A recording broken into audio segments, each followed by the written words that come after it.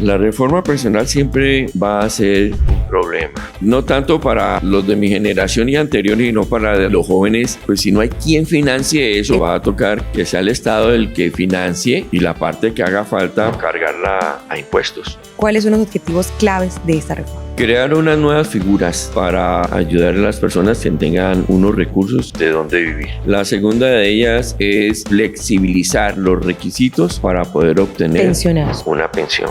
Si se conserva la figura tradicional de las pensiones de vejez, cuando nosotros estemos cesantes de trabajo, ¿de qué vamos a vivir?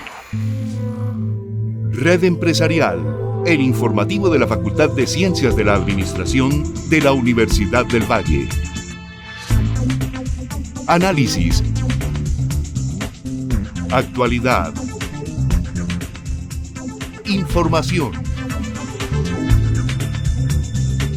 Red Empresarial, la academia al servicio de la comunidad. Muy buenas noches, bienvenidos a Red Empresarial, el informativo de la Facultad de Ciencias de la Administración de la Universidad del Valle, la academia al servicio de la comunidad. Y para esta noche de hoy vamos a hablar de un tema muy interesante, además coyuntural, que está atravesando todo nuestro país y qué bueno poderlo discutir en la noche de hoy. Vamos a hablar de la reforma pensional 2024, pues que ya viene caminando a lo largo de muchos años, pero que se da en este año. Y para ello nos acompaña el profesor Jorge Luis Romero Guerrero, quien es además abogado de la Universidad San Buenaventura de Cali, tiene un magíster en Administración de Empresas de la Universidad del Valle y es especialista en Derecho Laboral, pero también hizo parte del equipo creador del programa de Derecho de la Universidad del Valle. Así que démosle la bienvenida al profesor Jorge. Profesor, bienvenido a Red Empresarial. Gracias, Claudia. Muy buenas noches para ti, para el equipo aquí de Univalle TV y toda nuestra teleaudiencia. Claro que sí, bienvenido a este programa y gracias por estar aquí. Un saludo para todos nuestros emprendedores y empresarios que nos ven a través de Red Empresarial. Pero antes de darle paso a nuestro tema de hoy, los invitamos a ver esta nota introductoria. La reforma plantea un régimen de transición para proteger los derechos de quienes se acercan a la edad de pensión. Es decir, este tiene como fin que quienes cumplan con una serie de requisitos puedan jubilarse bajo las reglas establecidas en la Ley 100. De esta manera, las mujeres que llevan cotizando más de 750 semanas y los hombres que llevan ahorradas más de 900 semanas podrán continuar en el régimen actual. De no cumplir con estas condiciones, se aplicarán las mencionadas en la nueva ley. Por otro lado, la iniciativa ratifica lo anteriormente definido por la Corte Constitucional respecto a las semanas de cotización de las mujeres. En este sentido, el texto propone que se reduzca el tiempo de cotización pasando del mínimo actual de 1.300 semanas de cotización a 1.000. El texto también define que los adultos mayores que sean población vulnerable y que no tengan derecho a pensión recibirán una renta solidaria. En otras palabras, se le otorgará una transferencia de dinero mensual. Estuvimos conversando con el abogado y especialista en Derecho Laboral, el profesor Jorge Luis Romero Guerrero, sobre el ABC de la reforma pensional. Bienvenidos. Un placer estar aquí con ustedes nuevamente en esta noche de hoy, donde vamos a conversar sobre la reforma pensional y para ello nos acompaña entonces el profesor Jorge Luis Romero Guerrero. Como ya les contaba entonces de su hoja de vida, profesor, muchísimas gracias por estar aquí y para empezar entonces cuéntenos también un poco de su trabajo. Gracias a ti, Claudia. Bueno, como lo mencionaste, pues soy abogado, especialista en Derecho Laboral y he sido académico gran parte de mi vida profesional, investigador y curioso de estos temas tan sociales que nos ocupan hoy en día. Además, un curioso que es muy experto en lo que vamos a hablar hoy. Además, también, como les contaba al inicio, hace parte pues, del equipo que creó también el programa de Derecho aquí en la Universidad del Valle. Pero para ello, entonces, vamos a empezar para contarle un poco a nuestros televidentes y entender el ABC de la reforma pensional. Profesor, entonces, pues, ¿qué es una reforma pensional? Bueno, una reforma, como su nombre lo dice, sí, indica tomar cambios y cambios que sean en momentos muy coyunturales.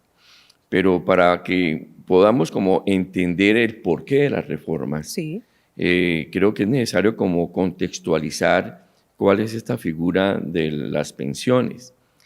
En un principio estaban a cargo de los empleadores todo lo que son las prestaciones sociales, entre ellas, en ese entonces, las pensiones de jubilación. Pero dadas esas cargas económicas que soportaban los empleadores, se crean figuras y la misma norma contempla que a los empleadores se les irán descargando estas cargas prestacionales. Por esa razón, en el año de 1946 se crea el Instituto Colombiano de Seguros Sociales y empieza a asumir esas coberturas, por ejemplo, en salud y en la parte de unos accidentes y riesgos laborales personales. Y personales también, por supuesto. Ajá. Y en el año de 1964, el Seguro Social asume la cobertura de la pensión de jubilación en ese entonces. Se le descarga porque antes el empleador tenía, como lo dije, a su cargo todos los pagos de esas prestaciones sociales, la salud, las enfermedades, las pensiones, las primas, todo lo relacionado, cesantías, todo estaba a cargo del empleador. Claro. Una vez creada en el año 64 la cobertura de la pensión de jubilación, entonces ya los empleadores, bajo esa figura de lo que es un seguro, ¿qué es un seguro?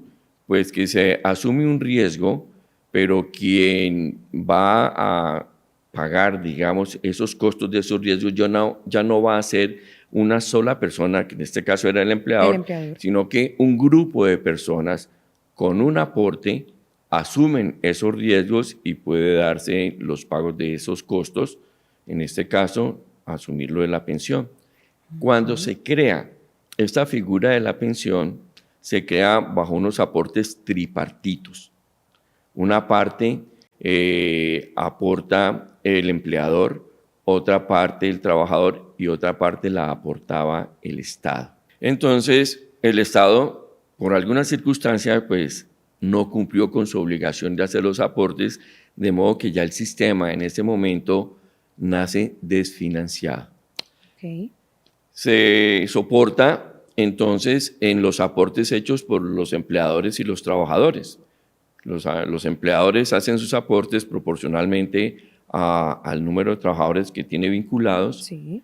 Y va transcurriendo el tiempo, pero se va volviendo muy deficitario el régimen y ya los aportes de los trabajadores y los empleadores no alcanzan a cubrir las pensiones. Y por eso entonces empiezan a darse unos cambios y unas reformas estructurales del sistema. Claro. En un sentido se dan por la parte económica, en otro sentido esos cambios se dan por la parte social y en otro por cumplir políticas públicas del Estado. Okay, por eso se llega a un momento en que pues, ya el Seguro Social, el antiguo Seguro Social, sí, claro, por sus manejos pues a veces dudosos o muy prácticos, no muy buenos, pues se ve la necesidad de cambiar el sistema del Seguro Social. El Seguro Social, pues cuando fue creado, empieza a tener esas coberturas, ¿no? Las pensiones, la salud, los riesgos laborales o profesionales hoy en día sí, y las enfermedades generales. Y se distribuye a la estructura del Seguro Social. Se crea entonces, con la Ley 100 del 93, un cambio en la parte de la administración de esas prestaciones sociales. La famosa Ley 100, además. La famosa Ley 100 sí, de 1993. Apoyado o digámoslo, impulsado también por la reciente Constitución Política del 91. Claro, eso le iba a decir. Y entonces, ¿qué es lo que hacen? Se crean como unos negocios independientes. Uno de esos negocios independientes son las pensiones. Y las pensiones con la Ley 100, pues se manejan dos aspectos, la parte pública y la parte privada. Sí. El Estado se ve obligado, y es lo que hoy en día las personas conocen como los subsidios. Ok. Entonces, los subsidios no es una figura que el Estado quiera ayudar a quien pues no se le pueden pagar las pensiones porque no hay fondos suficientes para pagar las pensiones. Entonces, tiene el Estado que contribuir al cumplimiento de esa obligación pensionaria. Ok. Y empieza a subsidiar. O sea que, dicho de otra forma, sí, serían los aportes que de un principio el Estado dejó de hacer. Ujú, sí, Entonces, claro. ahora a través de la figura de los subsidios empieza a completar lo que hace falta para pagarle a los pensionados aquella parte proporcional. Sí, claro. Mm, Este es un problema que se convierte en algo económico. ¿Por qué? Porque pues cuando empiezan los derechos para pensionarse, pues las personas empezaban a pensionarse con una edad de 50 años de edad y 500 semanas o 300 semanas y ve que eso no es suficiente. No es suficiente. ¿Cómo se iban a financiar esas semanas? Entonces eran al principio pues con los últimos 5 años de los promedios salariales, ahora se aumentaron a los 10 años de los últimos promedios, pero se apoya en la figura o se apoyó en la figura que todos los trabajadores iban a hacer el aporte real proporcional a su salario para cubrir las pensiones. Pero también allí hubo una trampa por parte de algunos empleadores y trabajadores al decir que pues solo aportaban en una parte mínima que se obligaba con respecto a lo de la ley. La ley obliga a hacer los aportes bajo una base que es un salario mínimo de ley. ¿Qué quiero decir? Que nadie, ninguna persona puede hacer aportes para efectos de las pensiones pensión, sí. menos de un salario. O sea, la ley colocó fue un piso Exacto. para hacer esos aportes. Del resto, pues hago el aporte proporcional a mi salario. Pero se le hizo trampa al sistema porque muchos no aportaban proporcional a su salario, sino al piso que por ley estaban obligados. Solo empezaban a hacer los aportes cuando ya estaban próximos A pensionarse, estaban a próximos, pensionarse claro, las y al semanas. periodo de tiempo requerido para hacer los cálculos de su parte pensional. Sí. Y eso entonces, al no hacerse los aportes reales de los trabajadores, pues vuelve deficitario el sistema y no hay Claro. dineros con que pagar. Hay personas Sí. que consideran que, por ejemplo, la reforma laboral no incide o afecta esta reforma pensional. En mi concepto, claro que la afecta. Ok. ¿Por qué? Y se dan esos fenómenos. Por ejemplo, si se elevan las edades Sí. para pensionarse, pues quiere decir que una persona va a estar ocupando en una empresa mayor tiempo, claro. tiempo, pero ¿qué pasa con las personas jóvenes que necesitan trabajar? Ajá. Y hemos escuchado pues que no hay trabajo para los jóvenes. Así es. Entonces, no hay trabajo pues porque muchas veces pues la misma edad de pensión Va obliga aumentando, claro. a no dejar ese cargo vacante. Y porque hay que cotizar las semanas, porque si no, no alcanzamos a pensionar. Porque hay que cotizar. Y eso trae también otro fenómeno. Ajá. Porque quien lleva más tiempo, en más edades en una empresa, pues debe tener un salario muy superior a quien ingresa nuevamente Así a la es. empresa. Entonces, allí hay otro factor que afecta la parte económica. Otro fenómeno que se está presentando, los jóvenes de hoy en día, los millennials, los centennials, ya no están ellos con una visión de emplearse, sino de llevar su propio emprendimiento, de llevar su propia empresa. La juventud hoy en día, la gran mayoría, pues está viviendo es para vivir bien, vivir cómodamente, sin estrés, no sentirse obligados ni sometidos a nadie. Por eso algunos trabajan y buscan un capital pues para irse a recorrer el mundo, se van de mochileros, o sea, asumen la vida de una manera muy distinta a, por ejemplo, como la asumimos los de mi generación y generaciones anteriores, Sí, que señor. empezamos a trabajar, nos veíamos empleados y trabajamos toda la vida para una empresa hasta que nos pensionábamos. Esa parte Tremendo entonces, cambio de todos se modos afecta. también, claro.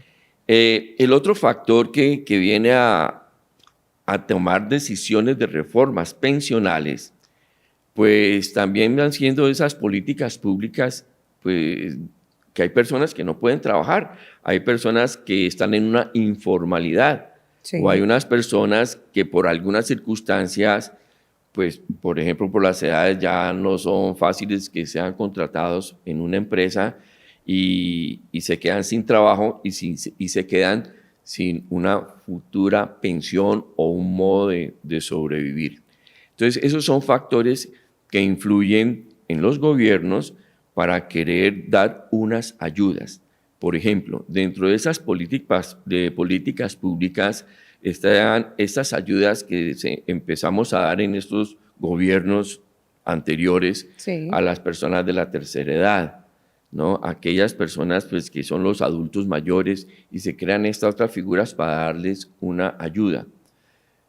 Esta reforma toca parte de esos aspectos. Bueno, profe, para que sigamos conversando, porque yo sé que este tema está muy interesante y parece que vamos a tener entonces un segundo capítulo, porque además el profesor es tremendo speaker, conversa, le quiero decir que muy bueno, aprendemos muchísimo nada más en estos unos pocos minutos que llevamos aquí conversando, pero quiero, profesor, que usted entonces le explique a nuestros televidentes cómo llega esta nueva propuesta de reforma pensional y cuál ha sido como ese camino de esta nueva propuesta, muy brevemente, por favor. Pues la reforma, digamos, estructural más importante fue la del año de 1993 con la Ley 100. ¿Viste por eso? Esta sería la segunda reforma al sistema pensional. Correcto. Pero el resto se han dado muchos cambios con leyes Sí. que se han pronunciado el Congreso y con unos decretos expedidos por el gobierno y principalmente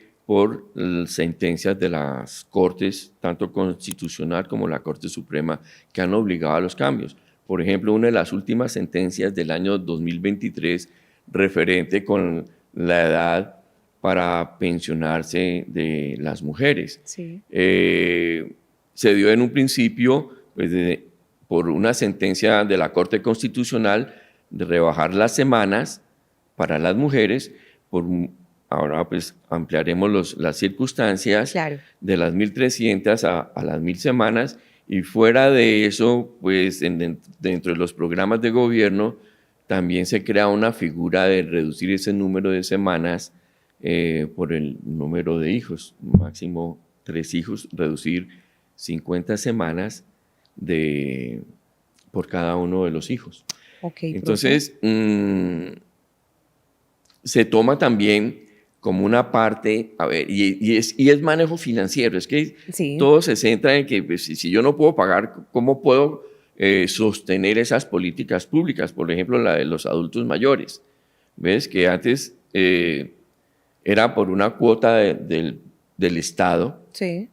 pero aquí se incluyó bajo una de las figuras de esta reforma esa misma ayuda, pues con un mejor capital y unos manejos de esos fondos de dinero que tenían los dos sistemas. Entonces, por ejemplo, esa parte de que se crean los famosos pilares. Porque si antes, con la reforma de la Ley 100 del año 93, pues se crea el régimen contributivo, o sea, el régimen público, y el régimen del ahorro individual, o sea, el régimen privado, Claro. con unas condiciones muy distintas. Eso cambia. La mayoría de comentaristas o personas que han hecho el análisis de esta Ley 100 dicen que eran o que son dos sistemas que compiten. Pues en mi criterio no veo que sean dos sistemas que compiten, sino que son dos sistemas completamente independientes. Diríamos, pues mercantilistamente, Sí. que son dos productos y dos productos enfocados a dos mercados laborales distintos. Distintos, sí, es cierto. La reforma lo que hace es una especie de híbrido, pero esa especie de híbrido va centrada a la parte de la financiación de las pensiones. ¿Para qué? Para que el Estado se descargue un poco de la obligación de los aportes que tiene que hacer a aquellas personas de la tercera edad, al adulto mayor. No es que esos dineros salgan del sistema público de pensiones, sino que el Estado, al tener unos mayores ingresos, puede entonces destinar un mayor dinero A estas pensiones. a las personas al adulto mayor. Sí. O sea, ¿por qué? Porque al haber mayor ingreso, en este caso, que se obliga a que todos los trabajadores tengan que hacer los aportes a Colpensiones, que es el sistema público, Sí, claro. hasta 2.3 salarios mínimos mensuales legales. ¿Eso qué es lo que está haciendo? Pues fortaleciendo económicamente al sistema público para que entre más personas estén aportando en Colpensiones, pues pueda haber dineros para pagar las pensiones. Bueno, y entonces, profesor, ya continuamos hablando usted y yo de este tema tan interesante que estamos hablando hoy en esta noche, la reforma pensional, que además es un camino que viene recorriendo desde 1993 con la Ley 100 y hoy en el 2024 nos encontramos entonces con esta reforma. Pero antes vamos a ver todos los mensajes y la actualidad de la Facultad de Ciencias de la Administración de la Universidad del Valle. Conoce nuestra amplia oferta de posgrados acordes a las demandas empresariales y sociales de la región y del país. Inscripciones abiertas. Más información: posgradosadministracion.univalle.edu.co. Universidad del Valle. Posgrados de excelencia. Bueno, y regresamos entonces a este capítulo de hoy, en esta noche, hablando de la reforma pensional, que además es un tema coyuntural en este momento en nuestro país. Vamos a seguir conversando con el profesor Jorge Luis Romero Guerrero, quien nos está contando pues de qué se trata esta reforma, el ABC. Y profesor, entonces para continuar hablando, cuéntenos por qué una reforma pensional en este momento y cuáles son los objetivos claves de esta. Bueno, en estos temas laborales, pues van siempre a tono y a ritmo de cómo va transcurriendo la vida. Claro. La tendencia hoy en día, en primer lugar, es trabajar menos, sacrificarnos menos, tener más tiempo libre para nosotros, nuestras familias, que no nos enfermemos, Sí. no, que no nos volvamos workadictos. Claro que sí. Y lo que pretende entonces es que tengamos un tiempo de esparcimiento. Muy triste sería trabajar toda una vida para luego pensionarse y no disfrutar Exacto. de una pensión. Así es. O sea, trabajó uno toda una vida y para hacer unos aportes. Y eso ha sido pues un criterio común en el mundo. Por eso todos los sistemas permanentemente están proponiendo cambios. Reformas. Cambios en las contrataciones, que partimos de las contrataciones, porque es el primer factor de inyección de un capital, de unos presupuestos para poder pagar las pensiones. Pero yo le pregunto específicamente los objetivos. ¿Cuáles son los objetivos claves de esta reforma? Crear unas nuevas figuras para poder ayudar a las personas que tengan unos recursos de dónde vivir. Ok, uno. La segunda de ellas es, digamos que flexibilizar los requisitos para poder obtener Pensionarse. una pensión. Okay. Principalmente se centran en esos dos factores. En esas dos, flexibilizar. Aunque en mi criterio Sí. no es que estas ayudas que se les vayan a dar a las personas de la tercera edad o a los adultos mayores sean financiados por las entidades que prestan estos servicios de pensión. Ajá. Es completamente ajeno. Esos fondos no salen de los fondos de los aportes de los trabajadores para las pensiones. Salen de los fondos del Estado, el presupuesto del Estado destinado a esas ayudas. Pero aquí se creó dentro de los famosos pilares, que es la distribución de cómo se van a manejar las pensiones y para quién van a hacer esas ayudas económicas. Entonces se creó esa figura. Por ejemplo, la del régimen solidario. Sí. La del régimen solidario es esa ayuda que el Estado da a aquellas personas que nunca en la vida cotizaron. Esa es la ayuda que hoy en día se le está dando a los adultos mayores. A los adultos mayores. ¿No? Sí. Y parte de estas figuras pues tiene sus pros y sus contras. Claro. ¿No? Si esos son los objetivos, diversificarla en esos 4 pilares que creó la norma, pues cómo los vamos a financiar, cómo los vamos a distribuir. Pues si analizamos, por ejemplo, ese pilar del solidario, Sí. aquellas personas que nunca trabajaron, no hicieron aportes, pues la meta es darles a pesos de hoy una, entre comillas, mesada de 223.800 pesos Cada mes. cada mes. 223.000.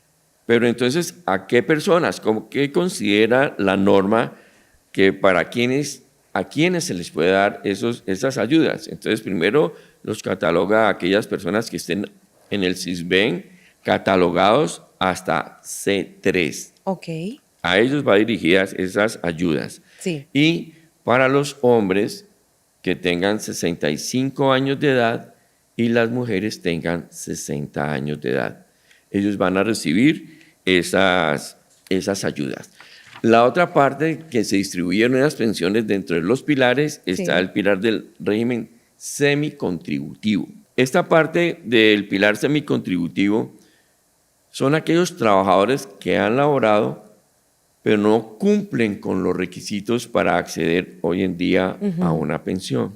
En la norma actual pensional, pues yo necesito cumplir 2 requisitos en el régimen contributivo, y es edad y semanas de cotización. Sí. Entonces, si soy hombre, necesito tener 62 años de edad, y si soy mujer, 57 años de edad, y haber cumplido 1.300 semanas de aportes. Sí, señor. Y aquí entra un conflicto que pues ya la Corte Constitucional en esa sentencia del año 2023, del año pasado, pues consideró que a la mujer con 57 años tener que aportar 1.300 semanas como mínimo, le era más difícil que al hombre que con 62 años aportar las 1.300. O sea, el hombre iba a tener más años para seguir aportando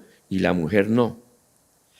Fuera de eso, las condiciones de las mujeres hoy en día, laborales son que no es distintas, solo claro. sus obligaciones laborales, sino que tiene obligaciones en el hogar, En el hogar. tiene muchas tareas adicionales, Así es. los hijos, entonces pues, hacía más difícil que las mujeres pudiesen completar ese número de semanas. Pues la edad de pronto es fácil, pero el número de semanas, entonces la Corte dijo no. Un poquito de paridad de género, por favor. Y entonces creo que la Corte dijo, bueno, sí, hagamos algo al tener respecto. una consideración y compensación porque hay un desbalance, Sí. ¿no? Aunque repito, pues que somos de los pocos países que hay una diferencia de edad para acceder a la pensión entre hombres y mujeres.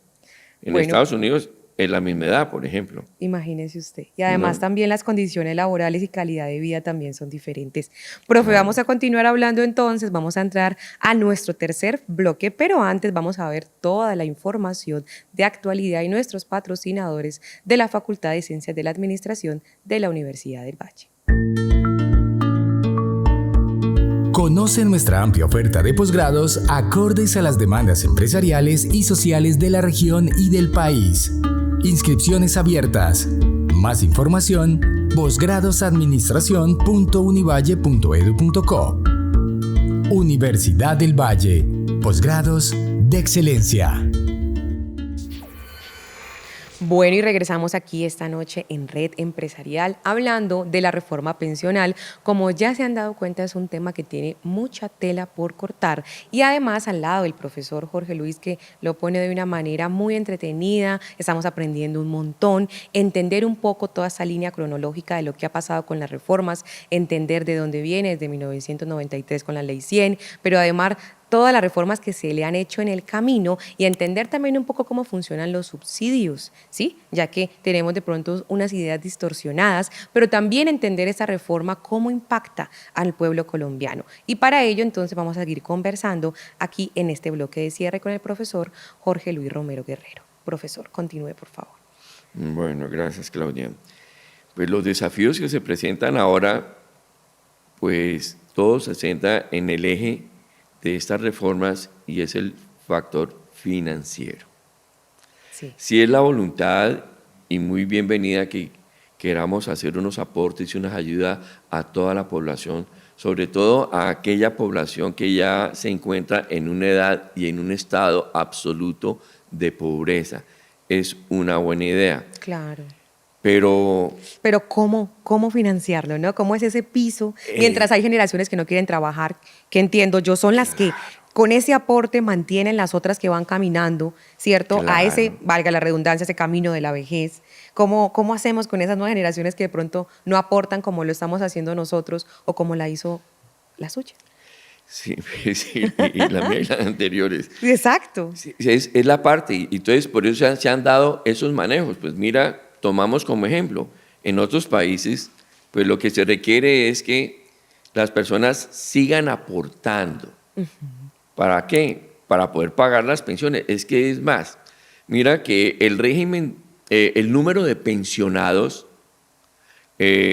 Colpensiones es muchísimo mayor que el número de personas, está como en el 85%, o sea, si hacemos las proporciones, Claro. con el régimen de ahorro individual que está como en un 70-75%. O sea, allí hay una desproporción.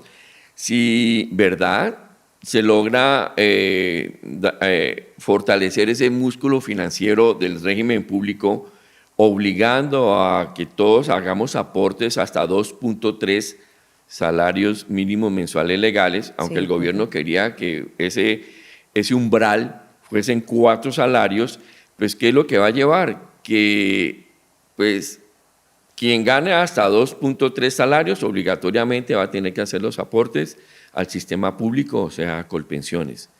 Quien gane más de 2.3 salarios mínimos mensuales. Entonces, hasta ese punto de los 2.3, esos aportes van dirigidos a Colpensiones. Y el trabajador verá si es de su gusto, si gana mucho más de 2.3 salarios mínimos mensuales, Sí. pues estar en el sistema privado, o sea, en el régimen de ahorro individual. ¿Qué es lo que va a suceder? Pues que va a haber menos aportes al régimen privado, Claro. porque pues o sea, ya La idea es que la balanza se vaya para el otro lado, ¿no? entonces se va a ir cambiando. ¿Cómo se van a manejar? Cada uno de estos puntos tiene unos factores que lo llevan a uno a ver cuáles son los retos, cómo se van a sortear esas situaciones. Hemos oído en diversos medios a Gloria Inés, a la ministra de Trabajo, La ministra, sí, claro.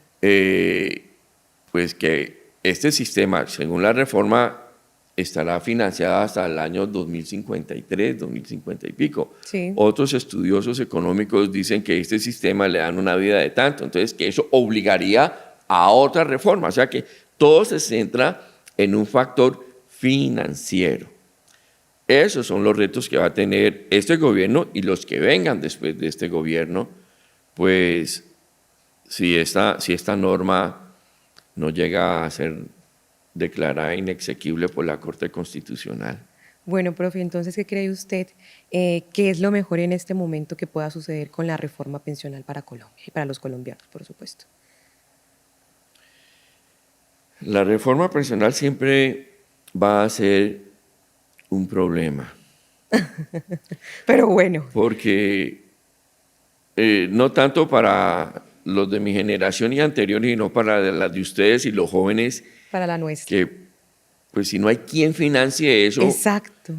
que bajo la forma que lo venimos haciendo, empleadores y trabajadores, pues va a tocar crear una figura por parte del Estado, que sea el Estado el que financie, y dependiendo de si sigan haciendo aportes o sigamos los trabajadores haciendo aportes y los empleadores, y la parte que haga falta, pues cargarla a impuestos. Entonces, ¿qué va a pasar con los impuestos? Entonces, implicaría una reforma tributaria. Exacto. ¿Ves? ¿Qué va a pasar entonces con la reforma laboral? Pues ahora estamos manejando una reforma laboral que, pues irónicamente, si las normas laborales son expedidas en favor de los trabajadores, en la defensa de los trabajadores. Irónicamente, esas normas están yendo en contra de los trabajadores. ¿Por qué? Porque están desestimulando la contratación. Y al desestimular la contratación, pues no hay quien hablando pague, de pensiones, aporte, ¿quién va a hacer aportes? Así es. Entonces, hay que traer una fórmula financiera de qué va a pasar, pues cuando nosotros estemos cesantes de trabajo, de qué vamos a vivir. Si se conserva la figura tradicional de las pensiones de vejez o de qué vamos a vivir. Bueno, profe, creo que entonces demos por terminado este tema de hoy, pero para contarles que vamos a tener un segundo capítulo de esta reforma pensional, que además es un tema que tiene mucha tela por cortar, como les decía. Le agradezco muchísimo al profesor Jorge Luis Romero Guerrero por haber hecho parte esta noche de Red Empresarial. Gracias a ti, Claudia, y a Univalle TV por haberme dado la oportunidad de expresar unos humildes conceptos sobre esta reforma y estos temas que a todos nos tocan. Muchas gracias. Profesor, humildemente le digo que usted es un sabedor y muchísimas gracias por habernos acompañado. Creo que hemos aprendido un montón y esto nos lleva entonces a tener un segundo programa sobre esta reforma pensional. Agradecerles a ustedes por haber hecho parte de este nuevo capítulo y recordarles también que estamos en inscripciones abiertas aquí en la Facultad de Ciencias de la Administración. En nuestros posgrados estamos con especializaciones, maestrías y doctorados hasta el 24 de junio para que se inscriban. Y también recordarles entonces que nos encuentran en las redes sociales. Estamos en Facebook como Administración Univalle, en Twitter, que ahora es X, estamos como @monunivalle y en Instagram también estamos como @monunivalle. Recuerden entonces también que nos pueden escribir a nuestro correo redempresarial@correounivalle.edu.co para colocar pues toda la información que ustedes deseen, emprendedores, empresarios que quieran hacer parte de nuestro programa. Así que les deseo feliz noche y nos vemos en el próximo capítulo. Red Empresarial, el informativo de la Facultad de Ciencias de la Administración de la Universidad del Valle. Análisis. Actualidad. Información. Red Empresarial, la academia al servicio de la comunidad.